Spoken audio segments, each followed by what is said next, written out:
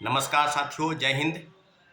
BPSC की जो कार्य प्रणाली है और जिस प्रकार से 17वीं बीपीएससी पीटी परीक्षाएं हुई, पूरी तरीके से बीपीएससी द्वारा आयोजित इस परीक्षा में कई परीक्षा केंद्रों पर, खासकर पटना के जो बापू परीक्षा केंद्र है परिसर, उसमें जो अनियमितता बरती गई, जो जिस तरह के छात्रों अभ्यर्थियों का विरोध देखने को मिला, पूरी तरीके से बीपीएससी की जो कार्य प्रणाली है और बीपीएससी के काम करने का जो तौर तरीका है, घोर लापरवाही जो है वो सामने आया है।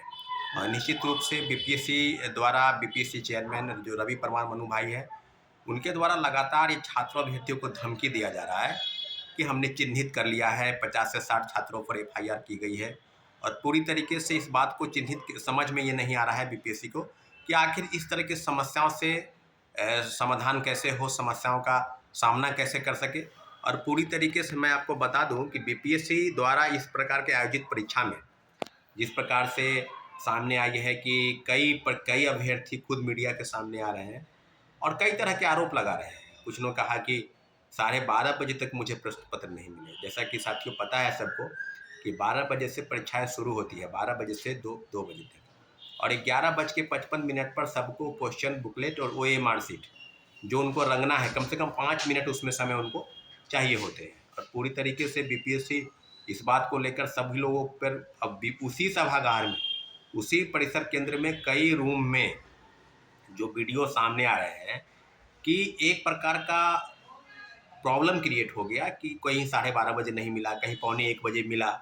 कई अभ्यर्थी इसका विरोध करने लगे, कुछ कह रहे हैं कि दूसरे रूम में पहले ही दे दिया गया था। कई कई तरह के आरोप हैं। परीक्षा जो नियंत्रक हैं वहाँ के, जो परीक्षा उनके जो है हार्ट अटैक आ गया। अब उनकी मौत की सूचना जो है उनकी मिल रही है कि उनकी मृत्यु हो गई है। पूरी तरीके से फिर बीपीएससी द्वारा आयोजित परीक्षा केंद्र पर पटना पुलिस एंड पटना के डिस्ट्रिक्ट मजिस्ट्रेट द्वारा जिस प्रकार से छात्रों अभ्यर्थियों पर हाथापाई की गई, उन्हें थप्पड़ मारा गया, इस तरह की चीज़ें सामने आई है। तो क्या बीपीएससी उसी दिन छात्रों अभ्यर्थियों के मुद्दे पर जो बापू परिसर केंद्र में हुआ उस पर मीडिया से बात कर रहे थे और स्पष्ट तौर पर कई कई सवाल का जवाब वैसे दे रहे थे जैसे लगता है कि कोई धमकी भरा शब्द का इस्तेमाल कर रहा हो। और पूरी तरीके से कई चीज़ें सामने आई है। कई अभ्यर्थी, दूसरे राज्य के अभ्यर्थी जो हैं वो परीक्षा केंद्र में आए परीक्षा देने, जब बाहर निकले, कोई उड़ीसा से आया है, कोई बंगाल से आया है, मध्य प्रदेश, क्योंकि स्टेट जो पीसीएस होती है उसमें कई राज्यों के अभ्यर्थी शामिल होते हैं।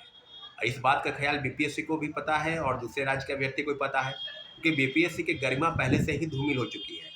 शिक्षक बहाली के दोनों पेपर TRE 2 और TRE 3, इसमें पेपर लीक के सबूत मिले। पेपर लीक पर कार्रवाई के संदर्भ में कितनी चीज़ें हुई, 300 लोगों की गिरफ्तारी हुई। TRE 2 में कौन सरगना है, कहाँ से पेपर लीक हुआ, आर्थिक अपराधिकारी तो बेहतर बता रही है।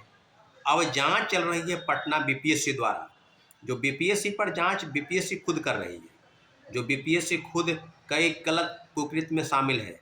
66वीं पेपर लीक कांड हुआ, 67वीं पेपर लीक कांड हुआ, पूरा कुकृत्य साबित हो गया।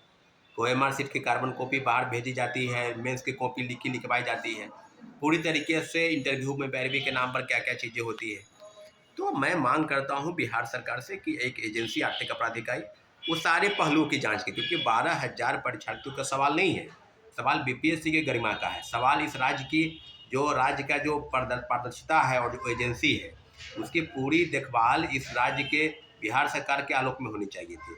जिस प्रकार से बीपीएससी काम कर रही है और हड़बड़ी में लगातार हम लोग डिमांड कर रहे थे कि जो प्रोटेस्ट हुआ और एक नॉर्मलाइजेशन को लेकर जो प्रोटेस्ट था, उसमें बीपीएससी लगातार कह रहे थे शिक्षकों के साथ मीटिंग बुलाए, छात्रों अभ्यर्थियों के साथ मीटिंग आप बुलाने वाले थे, वो आपने बुलाया नहीं।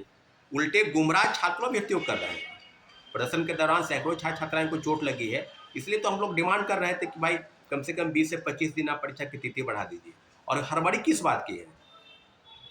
आप 13 तारीख को परीक्षा लेने के लिए डिटरमाइन थे, तो फिर तैयारी आपकी पूरी पूरी पूरी जो चीज़ है वो बिल्कुल सामने आ गई है कि बापू परिसर केंद्र में भी हाल में ही नवनिर्मित केंद्र में है। जिस प्रकार से चीज़ें सामने आई, लगभग 50-60% लोग परीक्षार्थी परीक्षा नहीं दिए और आप कह रहे हैं कि कोई असामाजिक तत्व जो है उस परीक्षा को, भाई जो परीक्षा देने वाले लोग हैं वो मैच्योर लोग हैं, वो बिल्कुल डिटरमाइन है कि हम बीपीएससी द्वारा परीक्षा में चयनित होंगे, राज्य की सेवा करेंगे, तो आप उन्हीं को असामाजिक तत्व कह रहे हैं। और आपकी तरफ से जो घोर लापरवाही हुई, क्यों? अगर किसी को 12 बजे मिल गया, किसी को 12:30 तक नहीं मिला, तो इसका खामियाजा छात्र अभ्यर्थी क्यों भुगतेंगे? आप पूरी तरीके से इस बात को साबित कीजिए। और लगातार इस प्रकार का रिपोर्ट सौंपी जा रही है, छात्रों अभ्यर्थियों को डराने का प्रयास किया जा रहा है, कई कई चीज़ें हुई हैं। पूरी तरीके से बीपीएससी लापरवाही का पूरा जड़ है। अगर बीपीएससी इस प्रकार से नहीं करती, किसी परीक्षा केंद्र पर छोटी मोटी गलती होती है, लेकिन इतनी बड़ी परीक्षा और घोर लापरवाही, और उल्टे आप कह रहे हैं कि 50-60 लोग ही हैं जो ऐसे कर रहे हैं। बिल्कुल नहीं, 5-6 हज़ार अभ्यर्थियों की का जो जीवन का सवाल है, और पूरी तरीके से बीपीएससी द्वारा घोर लापरवाही के सवाल पर उन पर कहीं न कहीं एक तरह का तोहमत लगाने का प्रयास आप कर रहे हैं। तो हम लोग बिल्कुल निश्चिंत हैं कि बीपीएससी आज से कल तक रिपोर्ट सौंपेगी पटना पुलिस प्रशासन, और उस रिपोर्ट के आलोक में आप पर कार्रवाई करनी है। लेकिन जिस प्रकार से पटना पुलिस प्रशासन द्वारा काम किया जा रहा है, बीपीएससी द्वारा काम चल रहा है, उस पर टोटल ओवरऑल छात्रों पर ही आप आरोप लगाने की फिराक में हैं, जो कहीं से भी जायज़ नहीं है। उस परीक्षा केंद्र में लापरवाही की वजह से हजारों अभ्यर्थियों का जीवन जो है दांव पर लग गया। इसलिए हम लोग डिमांड करते हैं कि उस परीक्षा केंद्र की जो परीक्षा है उसको रद्द की जाए और फिर एक नई तिथि की घोषणा की जाए, ताकि अभ्यर्थी को संतोष हो सके। आप इस प्रकार से चीज़ नहीं कर सकते हैं। इसलिए हम आग्रह करते हैं कि बीपीएससी की जांच पर आर्थिक अपराध इकाई जांच करे, और बेहतर जो जांच हो उसकी रिपोर्ट सबमिट हो। ठीक है साथियों, धन्यवाद, जय हिंद।